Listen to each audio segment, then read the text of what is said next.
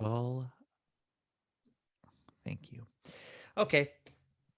Welcome back to the No Boring Stories podcast. I, of course, am Alex Street, your host, and this is the place where there are no boring stories. And I know we're going to have a wildly fun conversation today with Amanda Worthington. Amanda is here. She is smiling. She is ready. She's energetic. She's confident. Amanda, how you doing? Great. So happy to be here. Thanks for having me, Alex. Oh, it is such a pleasure to have you on here. We've always had fun conversations, and as we've just been getting to know each other, really, and be on this journey of entrepreneurship and all the things that go with that together, and so far away, yet we connect on the value of storytelling and why it's so important in whatever business you're in, whatever category you may put yourself in, wherever you are, the power of storytelling is so big. And you said that your favorite storytellers are comedians. And I so get it, but I want to hear why and who specifically stands out top of mind for you. Ooh, who specifically? Well, let's start with why. What is it about comedians, stand-up comedians that really set them apart as key storytellers? Well, because they're telling a story through the bits and through their whole set, and it has to tie together in some way. It typically does throughout the whole set. Yeah. And all with that driving purpose of being funny and making people laugh. And there's such pressure that comes with that too, of wanting a specific outcome, especially an emotional outcome. And they do it in such a concise way that I think is so impressive. Of it has to be as tight as possible typically, to get that point across and get that end result. What is it, like a tight 10 they talk about? Like if you're a comedian, you can go up with like a tight 10, a tight 7. Like you go up, you make them laugh, you get out. And if you can do that well, then like you've got chops. Like you've got what it takes. Exactly. Right? Have you done any comedy? Have you done stand-up? I have. Pre-pandemic. I did a stand-up comedy class, and we had a tight 5 at the end, and got to perform in front of 200 people at a local comedy club here in Atlanta. Yeah. And did you make them laugh? Yes, I did. And I got some awesome pictures out of it. What was the end? Okay, so you take 5 minutes. Oh man, this is gonna put you on the spot. See how much you remember. But you get those 5 minutes. You take them through all these little jokes and these hey, what's up? And here's what I'm thinking. What's the deal with? And here's my story.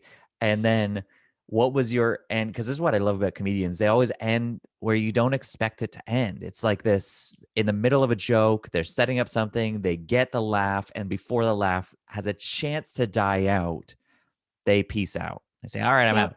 What was that? It doesn't you don't have to tell me the context for it or anything. What was your I'm out joke? You remember? Yes, of course I do. Okay, so my fiance, you know how you can have Siri call you anything you want on your iPhone? Mm-hmm. And so my fiance had set up his to call him something, and I didn't reveal what it was until the end. And we're standing in line at the grocery store, and we're talking about something else that was related to the set earlier. In line, and he's like, oh shoot, let me just ask Siri that question. And he asks her, and as we're standing in line, it goes, hey, big daddy boner. And tells him what he had asked, because that's what he had Siri call him. And then I peaced out. that was the mic drop. Everybody's gonna be like, I don't know who she was, but what was her name? Big Daddy Bone. Was that her name? Yep. No, that wasn't. That's brilliant. I love that. And it brings the roof down, brings the house down. And it's something that in the first set, in the first Yeah. bit of the set, I set up like the Right. scene for that and then let it die. Like who knows what happened Yeah. to Yeah. Yeah. Will's iPhone. And then by the end, that was my last bit that tied everything together and Uh, allowed me See, to that's it. And this is why I drop. love it, because you have that experience, Mm-hmm. and the way that you used that is it's yeah, you set that up and then you come back to it. And that is, I mean, John Mulaney does this Mm-hmm. so well. He's got this bit where well, we could just probably nerd out on this for an hour here, but we won't do this just for those listening. But he's got this bit where he talks about when um he met Bill Clinton, and he was in the same room where they filmed the scene from The Fugitive. And as he telling the story about Bill Clinton, he keeps going back to explain the scene in The Fugitive. And it's this back and forth that's just actually like enhancing the whole story. Oh, I All that we love want to that. know is what happened between him and Bill Clinton. But he's like teasing this tension all the way along and bringing in other things that we know, that we can reference, that we can draw, because ultimately it's a boring story. But he somehow makes that so entertaining that we're in till Yeah. the end, and then he drops the line and he's out. That's It's so good. it's so much talent and I think that's planning. I it. think that's the other Mm-hmm. thing. Like Mm-hmm. before I kind of thought people just went up and did stand up. But there's Sure. so much planning, there's so much testing, and it is figuring out how to make that story arc and Yeah. where and timing. I mean, timing and comedy is it's a whole other beast. Like you learn sometimes if you pause long enough after a joke and somebody laughs and Yeah. then the laugh happens, Yeah. but you have to wait and it feels like eternity. Mm. Mm. This is where Conan has always been the master. Conan O'Brien's always been the Mm-hmm. master of that sort of like let the awkwardness sit. And it's, I mean, Yes. in late night, so he does that with a guest also, but in his like all of that was just like, this is awkward. Let's just sit in that awkward for a minute and see what happens. He said something recently about finding this beautiful point between stupid and smart. That's been his mission in life. And I just respect that so much, I because really I think like that's that. it. When you've got that stupid and that smart that come together, you're right. People are going to be like, that joke was stupid. Oh, wait, maybe it was really smart. Oh, that's funny.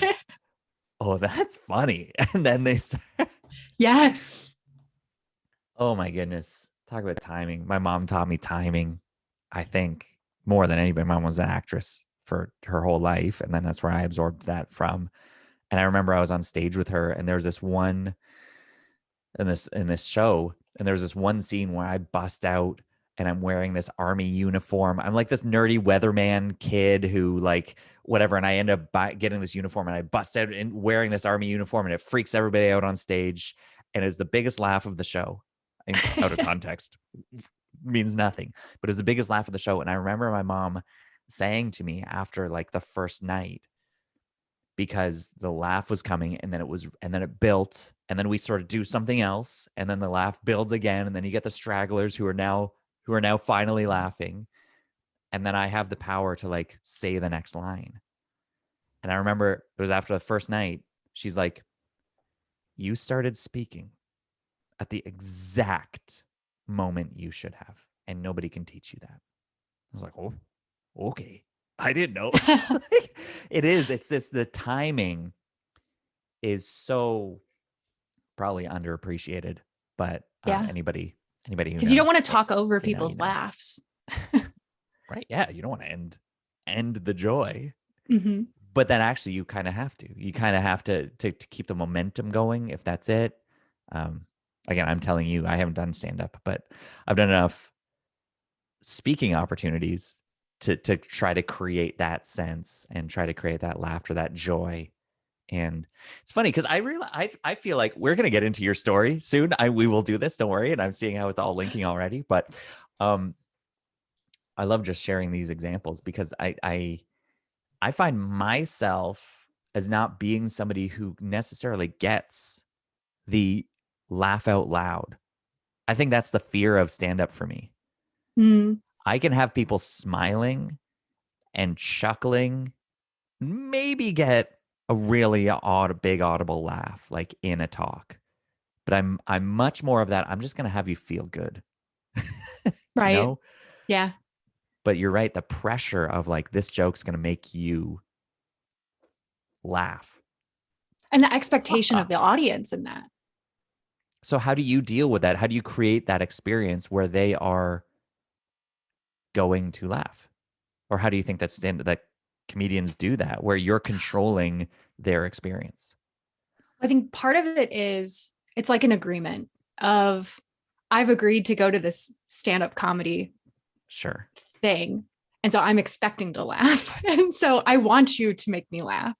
Uh-huh. So I'm a little bit, and there's hecklers and all of that. That's a little different, but there's this expectation around it. And I think Yeah. appreciating that and leaning into that too, Mm. of they want to laugh. And so Yeah.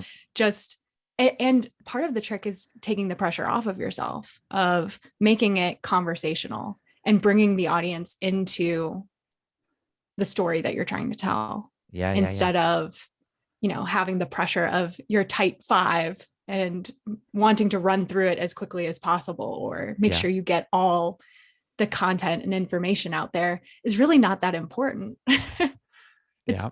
it's about the experience and about slowing down and being able to bring people along in that. Okay. This is where it's so beautiful. Now, everybody listening, have all of that in your head, what Amanda just said about creating the experience and having it and forming it for them. Now tell us what you do. What is the main work that you're bringing to the world now, Amanda? What is the thing that you're doing for us? I am a user experience and web designer. And so Gosh, I I love it. I design experiences online and digitally. Okay. And so somebody goes to a website, that's user experience. How they Yep. scroll through it, what they click on, what they look for, where they're looking, and you're crafting somebody's site or somebody's app to make Yep. sure that it's as easy for us, as simple as fun. Yes. What is it? That it's easy, intuitive, that, if you're, this happened to me so many times where I would be on my phone in my bed looking for a place to go to brunch. And I couldn't find the menu on a Yeah. brunch restaurant's website. That's Yeah. bad user experience. Mm-hmm. That's like the one thing that I want to find. And if I can't find it, that's frustrating. And Yeah. so reducing, or the goal is eliminating those friction points between somebody visiting your website or using your app, to be able to do the thing that they're trying to do. Yeah. And this is where it's just so magical for me that this is where the conversation has gone, because you're like, yeah, people show up to a comedy club, they want to laugh. Mm-hmm. So give them what they want. Make it as Mm-hmm. easy to laugh as it could possibly be. And so the way I'm going to do that is not focus on me, but focus on them and focus on what I think that how they can be involved in this. Like this is where it's just so magical that I look at who you are and how you see story is the same way, and how you see performance is the same way that you see the work that you do now, which to me says that there's a much deeper why back here somewhere about how Mm-hmm. you see this whole world work. And that's what I'm excited to dig up here. What do Whew, you think about all that? whew. We're gonna learn today all about what I think. We are, but this is where it's, the thing you talk about is the thing that you believe, I think. And Mm-hmm. so there, I could talk to somebody else about comedians, and we're not going to talk about the experience and the nitty gritty of the timing and what it takes to set up a joke the way that you did from the beginning to the end. Yeah, it's just 5 minutes, but the meticulous planning that's involved in that is something you see that few people see. Yeah. And that needs to be respected and I think acknowledged. And while some people are like, yeah, I don't like Ricky Gervais and couldn't tell you why, you could probably be like, yeah, well, actually, he's a friggin' genius, and here's why. Here's Right. what he brings to the craft. Now you might not like his style, but here's what he brings to the craft, and here's how he creates an experience with the audience. Or Hannah Gadsby, my goodness, like you talk about somebody who creates an entire moment, an entire series, and takes you through this journey. Bo Burnham, one of the most masterful audience manipulators I've ever seen in my life. By creating that experience. So as we look at all of that, let's get into you and why you do see it this way, because that's what I think. If you're a user experience designer and now actually helping other people do the same thing, career Yep. coaching for other UX designers and creating impact in that way, yeah, where does that begin for you? Where did you first begin to see design experience, engineering? I don't know. What is that? What is that experience? What's the impact? Let's go there. What's the impact that you hope to see when somebody works with you or Ooh, when you design something? How does that change people? I think when people work with me, it's about, because I'm splitting it between websites and the career coaching. Okay, well, what's more fun for you right now? The career coaching for So sure. let's go there. So then what happens when you help somebody in their career in UX? They they own that journey. They own that story. They Mm, see they're able to capitalize on their strengths on and really instead of in careers in general, I feel like you get a job description, or if you're applying for a job, you see job descriptions out mm-hmm, on the internet and whatever, and you're applying for that job. So you're crafting your resume, the stories that you want to tell, all of that to that job description. mm-hmm. And my goal isn't to reverse that, of saying, looking at your story, looking at your strengths, what you love to do, craft your own job description, Mm-hmm. and then see where that overlap is with jobs that are out there, Yeah. apply to those. But then you're no longer shaving away the other pieces of you that are really your superpowers and are really the things that aren't on the job description, because they don't know they don't know that Yeah. that's what they need is Yeah. you and your superpower and what you're really passionate about, and you can still bring that to the table, and that helps you stand out. So I love that. Like there's something what you said, but not shaving off those other pieces. And like, yeah, so it's almost like we're not letting the best of ourselves be seen, and for fear that it won't be received, that that's Mm-hmm. not what they want. Exactly. They want something different than I authentically have to bring. So I'm going to bring something else and hope that it's good. I often talk about like a potluck. Like imagine going to a potluck and everybody's like, bring your best dish. And you're like, I know that I make a mean apple pie. Like it's grandma's recipe. But if I show up and I bring that, what if somebody else has an apple pie?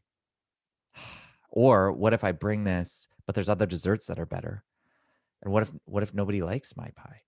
So instead, I'm gonna go and I'm gonna buy like a McCain deep dish pizza, or not pizza, whatever dessert, and put that on the table and see what happens. So we Right. bring something that's like stored. We bring something that's packaged. You're like, I think this is what you want, rather than this is what I uniquely have to bring. And you're there trying to tell people, bring who you are, because that's what we need. Yes. And it's again going back to that idea of an agreement, Yeah. of agreeing to what experience that I expect to have. Mm-hmm. When you shave off those other pieces of yourself and you get that job and you show up, you're kind of committed to that smaller packaged store-bought version of yourself. Yeah. And that's what they expect. And so that's what you continue to show up and bring.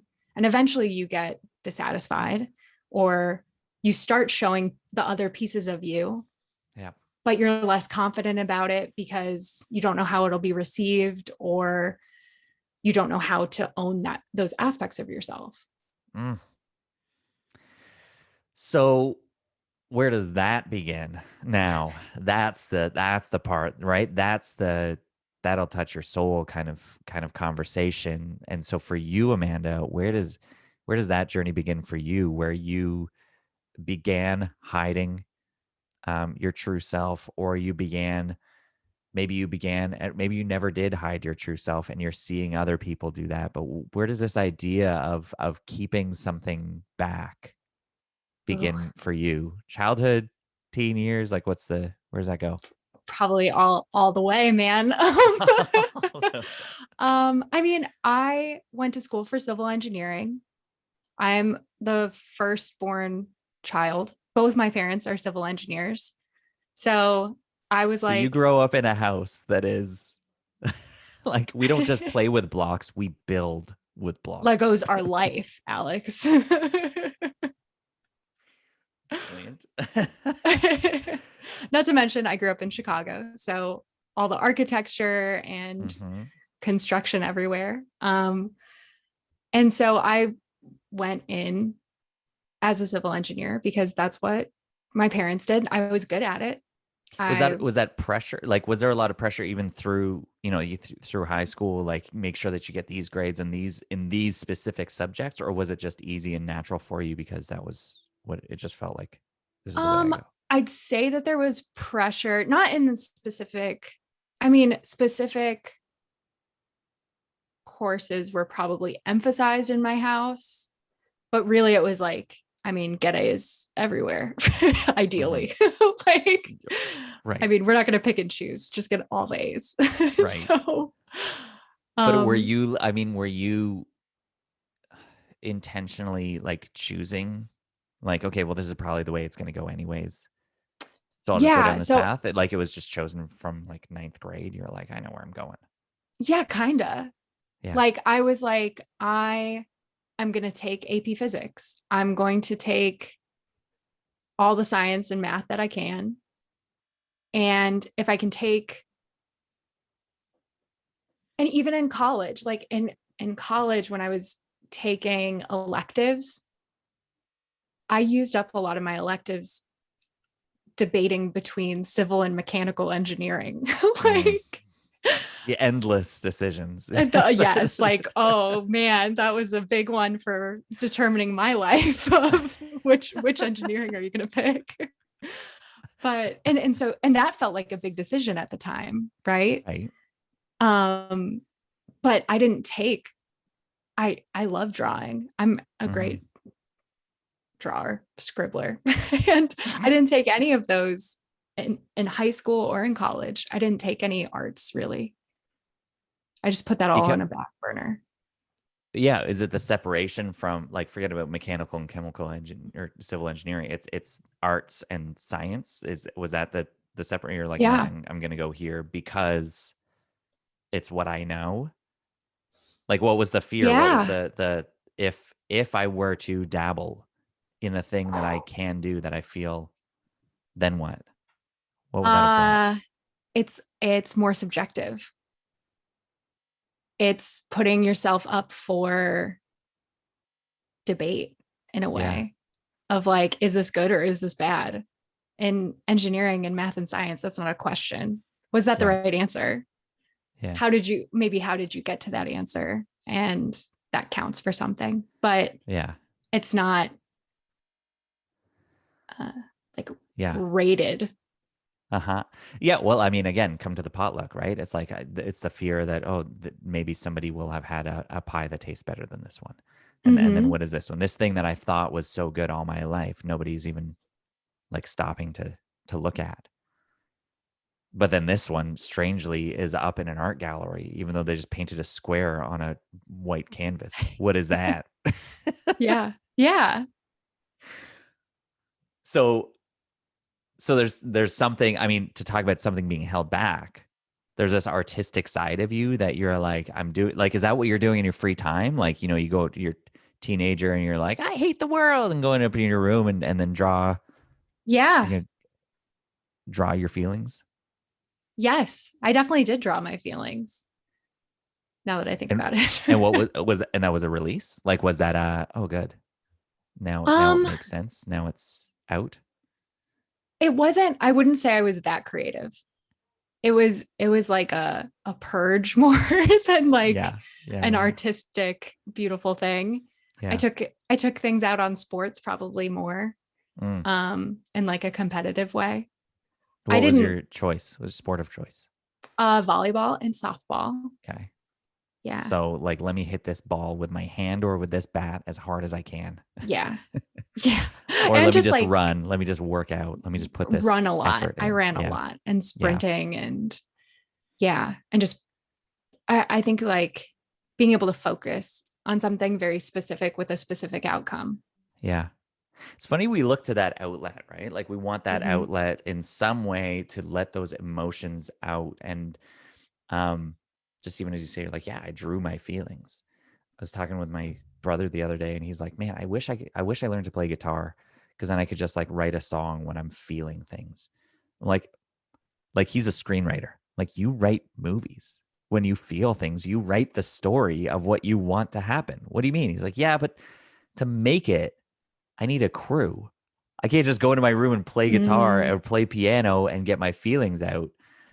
Like it's still not easy either way. Like what you just find your outlet, whatever that is. So for him to write out the story, for you to draw it out or to run it out, we look for that outlet of that release. Maybe it's just that clarification of this is what I'm actually experiencing yeah. when it's all so confusing. So you've Yeah. got And this. even not Oh yeah, thinking about what it is per se. Like I've been exploring that recently too, of like maybe it doesn't matter what the name of the emotion is called or like yeah, why it's there, but just processing it. yeah. Yeah, it's just an awareness that this is here. Mhm. So you're going through in this, there's this really like, there's a structured way of life that you can lean into. It's a measured, uh, there's a measured result to this. I like this. And so you're leaning into that. You decide I'm going all the way through civil engineering. And is it clear and easy process for you all along the way? Like, what does that lead to? Um, I was good. Like I was a good civil engineer. I was really good at problem solving. And so I loved those aspects of it. And as you But walk through the city, then then are you like, ooh, that should be there? Like, is it really like that sort of thing? Like, what if no. they? Okay. If I had been an architect, then maybe, which I had debated going into architecture instead. Hmm. And and again, it was that engineering is more concrete, is more Yeah. Yeah. um, all that. But I ended up getting into software at the end of college. Like my first job was software implementation, which had nothing to do with engineering, really.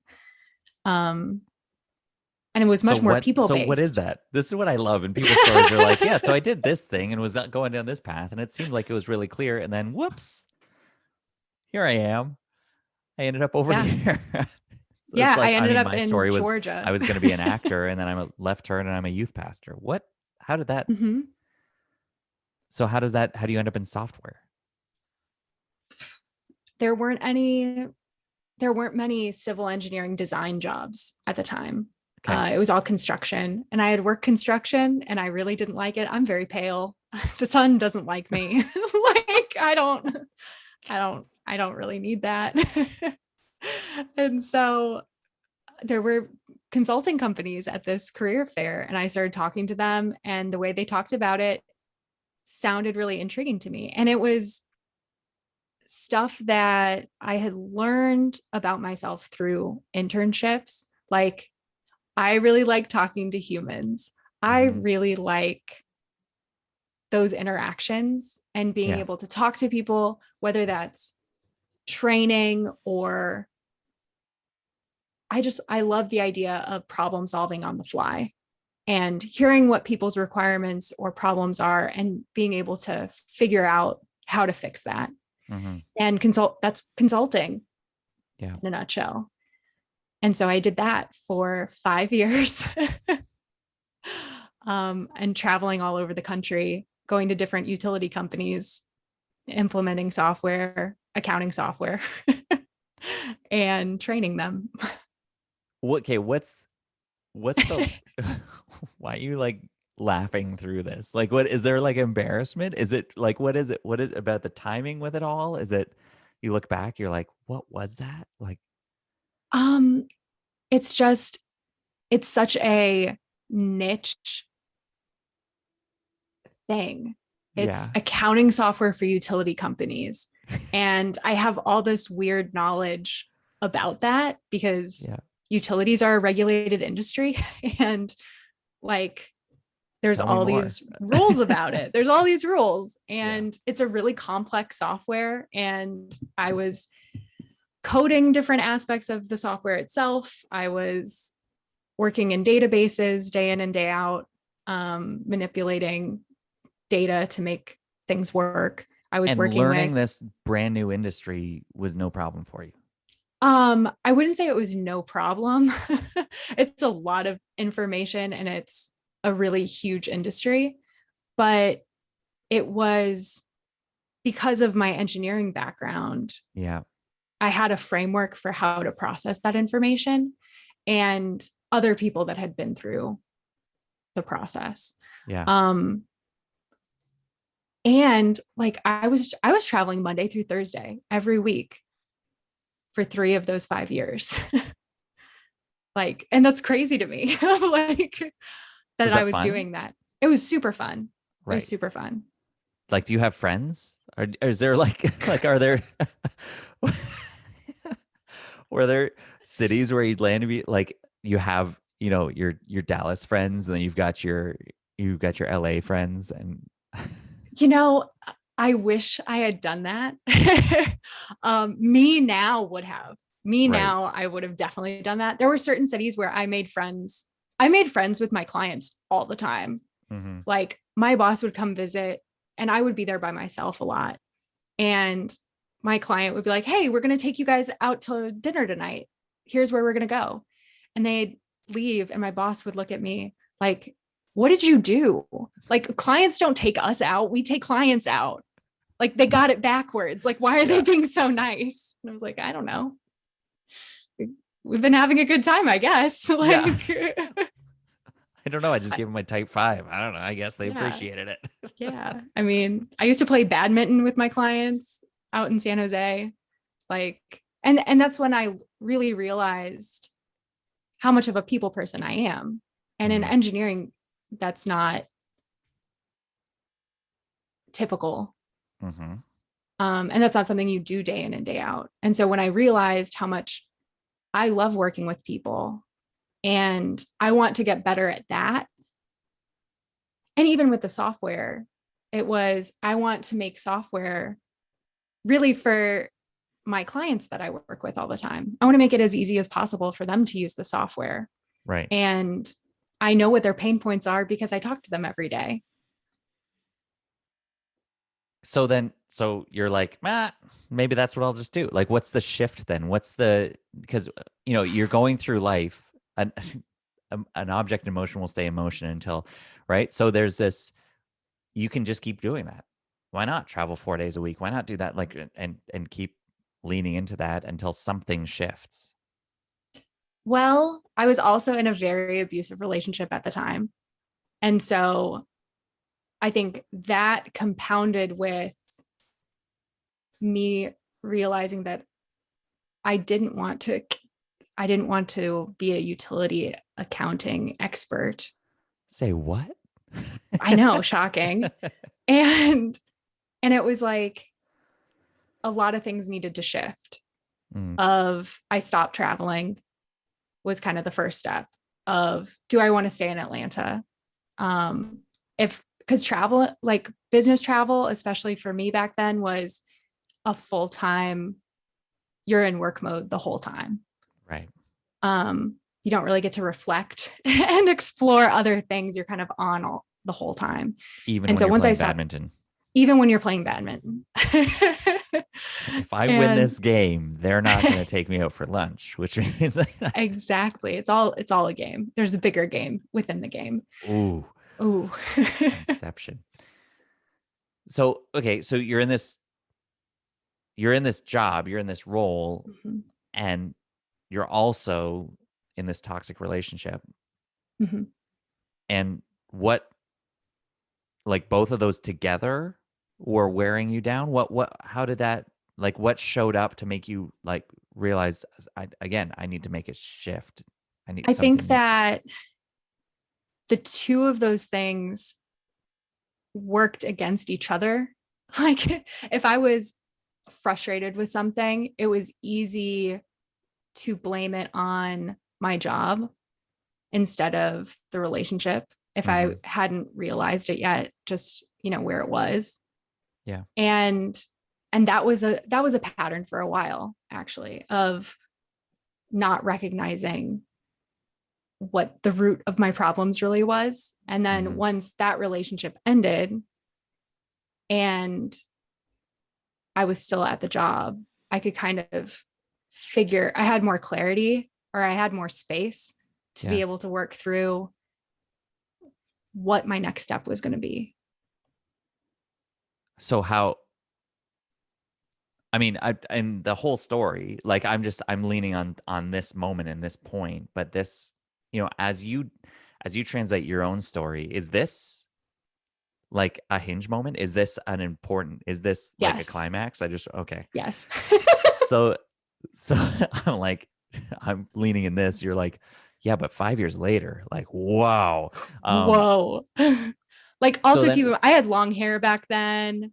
I had like I totally was different. a totally different person back then. So, okay, so you're in these things and this relationship ends and that gives you clarity around your career. What Mhm. led to the relationship ending then? How does that become an intentional choice? Oh. Um, how did that become an intentional choice?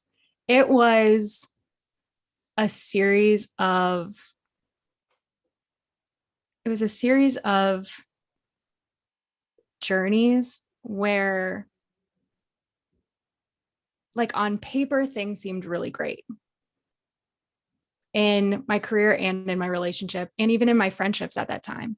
Hmm. Like on paper it was like good. It was like 3-year relationship, 5-year career, getting promoted, Hmm.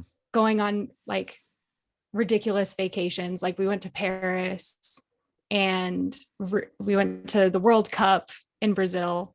And those should have been spectacular, Yeah. spectacular things. And when you zoom in on the actual story of it and the actual journey that it went through, you'd see me crying in the Louvre, me, oh gosh, like Brazil was just a hot mess when we went. Of It was rainy season. Like anytime we went out, it was downpouring. We almost got stranded at the stadium. Like, and it was all these things that happened where it was like,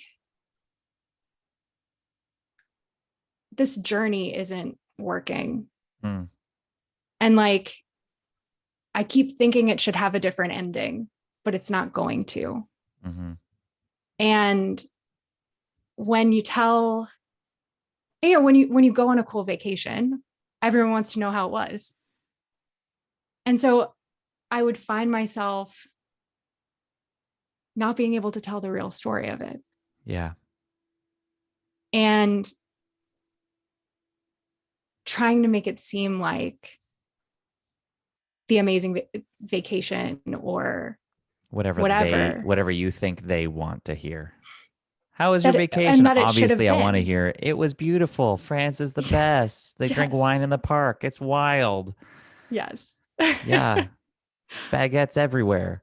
When really you want to say, it brought up a lot of things. I'm standing in Yeah. this art museum and and weeping. Yeah. Um, And but you don't like want to when hear we came that. back, it was, I moved into a new, where I live now, and moving is a whole journey in of itself. And it was enough to break the whole thing, thankfully. And was that you stepping forward and saying, I can't do this anymore?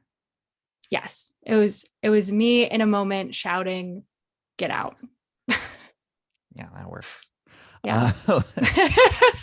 Thankfully that worked. So Yes. how long ago is that now? That is 5 years ago now. Okay. So you spend most of your life going in this direction that just seems right. It by all means feels right. It's enjoyable. You're good at it, and you're going into engineering, and also know that there's this part of you that is really in love with art and has this connection with it and understands it. And but like, how do you show up with that? How do you release that? How what does that look like for you? Because that's not the path. Am I right? Am I kind of, is that okay? Um, hmm. You mean how did I feel in that shift? I guess so. No, no, no. So I'm just looking at kind of the who I was, right? So if there's Oh this yeah. this before that moment, who you were was this person who was always kind of just going, just staying the course. Hmm. I'm gonna do this, and even though it's like, and it's as you say, you're describing these vacations, but it's not what I really want to say. You're doing something according to what they want, according to what you think they want, and this is Hmm. kind of the life that you're building, and it's by all means on paper looks great, but man, just let's just go a little bit deeper and you'll see what's really here. And then you start to reveal what's really there, which are these words, get out. And what happens? Does this lioness get released? Is this like this, whoa, look at me show up in the world. And now I'm having powerful conversations with people. I'm telling people what I thought about them all the time. Like, is that, you know what I mean? Like, Yes, I know what you mean. It's yeah. I mean, it's I came out of that evaluating, being clear on what I wanted, hmm, on what my boundaries were of this is what I want. Also, this is who I am. This is what I'm passionate about. This yeah, is um and I think letting myself shine in a way that I wasn't before, hmm, of being like the friendly like I'm the friendly nice, like I love laughing, I love having fun, yeah, and letting myself do that and be that way. yeah. Because you weren't doing that before. Not I mean, you can no. speak generally, right? It's your own, Yeah. like, you can be like, no, it's not that I never laughed, but in general, you didn't feel the way that you feel now Right. with this At all. freedom to laugh, to be joyful. Right. I was always on edge. I was always like walking on eggshells, Hmm. and doing that and evaluating how, like, what other people were thinking or how other people were perceiving the situation or how I Yeah. was. And after that, I kind of stopped caring. And it Yeah. was more important what I wanted to do Hmm. and how I was going to show up. And I think realizing when I was saying yes to things and I meant it, like I was showing up in the places that I was supposed to be in. Mm. So now the intentional choice is you're saying yes because you want to be there, not because they want you to be there. Yeah. Yeah. I just think that this is such a relatable story. There's the unique aspect to this is your journey, which is really based in the how this all happened and how this all shows up and your, civil engineering in a toxic relationship, and here you are doing user experience stuff, and it's all beautifully related in this. I understand how things work. I understand how people, like, you see what people want. That's why you were so good at it, at giving people what they wanted. You saw what they want, and now it's seeing what people want, but just actually choosing to bring also this sense of self to that, and making sure that that's more important, but doing it in a way that people receive it well. Right. So Right. there's this unique journey that you have that is all of that, but the really connecting piece and transformation that I see here is from, yeah, it's almost like a lack of sense of self. Mhm. Um, And I it's think for them. it's also not having a framework for figuring that out, Yeah. of like, how do you figure that out, of who you are and what's Hmm. important to you? And Yeah.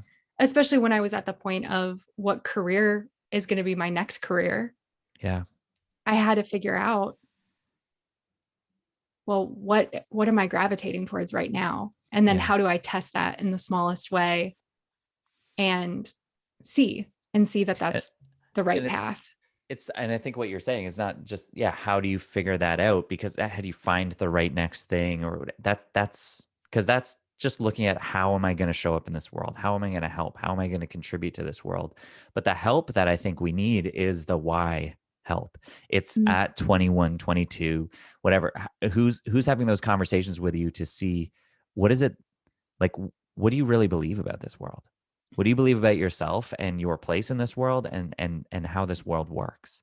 And if we can form that with this need, was it Frederick Buechner says that the place God calls you is where your deep passion meets the world's deep need. Nope, deep hunger. Oh boy.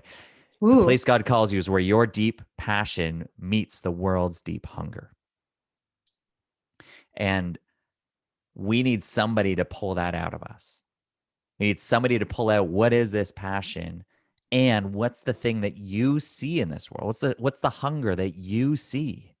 Because you see things, you see problems that I don't see in this world, right? mhm, And if you can match now this beautiful passion that you have to, like, make things work, to create experiences, to, like, it ultimately comes down to creating, but there is this artistic creative problem solving that you can bring to, well, what's the problem that you see? And so what is that? mm. What do you think that, like, when you look at the world, you're like, this is the problem that I'm trying to solve now, that I'm Right passionate about solving? now, right now, it's people people stuck in jobs that they Hmm. feel like they're defaulting in their Yeah. careers, and feel like feel stuck. And I I'm so passionate about people being able to bring them their whole selves to their work, if, Hmm. especially if that's what they want, and finding a place that appreciates all all the all the things that you're passionate about that you bring. Hmm. I don't want people to I want people to show up passionately and excitedly, and questioning, and like being able to be your whole self at work, especially in a creative field. Like if you're Hmm. worrying so much about what other people think, and what you said and in the last meeting that you had, it's you're wasting that energy instead of putting it into your creativity or the problem solving or figuring out, how to address things. And so much of our careers is about relationships with other people. Hmm. And I think emphasizing how do you work with other people and how do you build those relationships is another aspect. Like work isn't really siloed anymore Yeah. into one role. Like many times we're all on teams that are working towards a larger goal. Yeah. And it's sharing those gifts all around so that I can help you with your project and you can help me with my project in this way with your gifts and your skill set. And so as the world changes, you're helping people to really bring their full self Mm-hmm. to the organization, to their role, to the job, to create the best experience for other Yes. people possible. I mean, it's so beautiful. I just love it so much.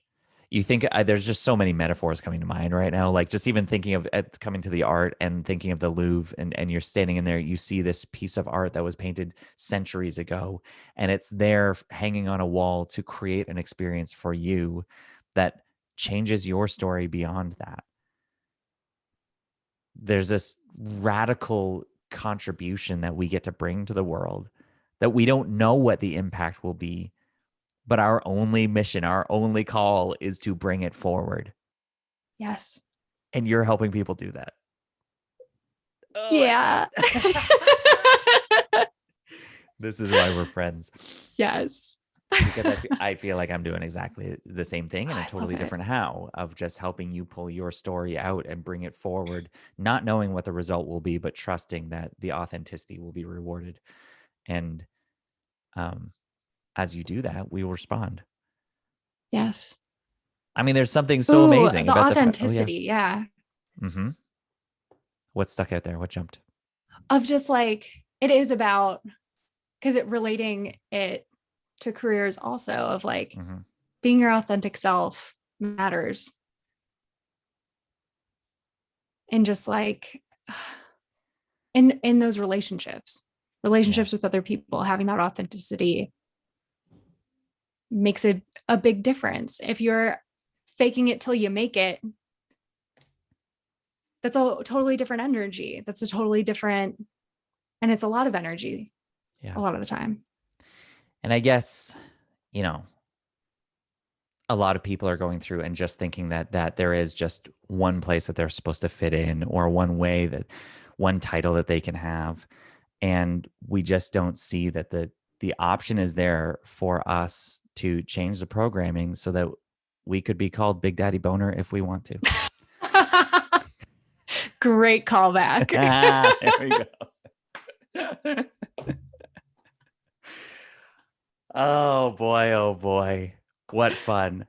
Well done. Uh, so if somebody is feeling like they're just interested in you and who you are, or they are in this line of work, they are in a creative field, they are in a tech industry, they're specifically in user experience design, and they feel stuck, they feel like they are living someone else's story, or they are waiting, they're hoping for the time that they can show up and truly just share who they are fully and authentically.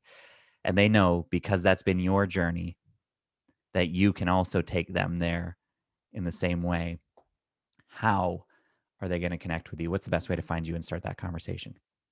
The best way is through UX Hustle, which is right now we have our UX Hustle Summit, which is our 2-day virtual conference, September 24th and 25th, which is all about this. It's the only user experience career conference, at least that we know of. And our theme is future proofing your career. And so I Amazing. think this is a really big piece of that. And so the Instagram for that is at the UX Hustle. My personal Instagram is at Amanda M. Worthington. And you can get tickets at uxhustle.org. It's so good. I'm so excited for you. And for Thank that, you. and for, again, you just take that. You're like, this is the only place where this is happening. We're doing a tech conference, but my goodness, we're talking about people. And Yes. that's a joy. So, And your career, because so many of us get stuck in that day to day, what I do mhm, day in and day out, and perfecting that. mhm. But zooming out and looking at what's the journey that I'm creating here, and how do I do that more intentionally? Mm. Okay. I mean, we could just go into this. I'm sure that this will be another conversation that we'll do this again sometime. And um, I'm going to show up on your podcast as well. I think we're setting that Yes, up. you So are. we'll flip the tables here and see what shows up there. Amanda, this has been such a joy. It's a real privilege to talk to you and for you to share your story like this and all your insights on storytelling and the experiences that you've had. Thank you for being an advocate that there does not need to be any boring stories out there, and for continually telling engaging and exciting stories and leading people into one as well. You are truly unique and special, and I'm just so grateful for this time. Thank you so much, Alex. Thanks for having me. So good.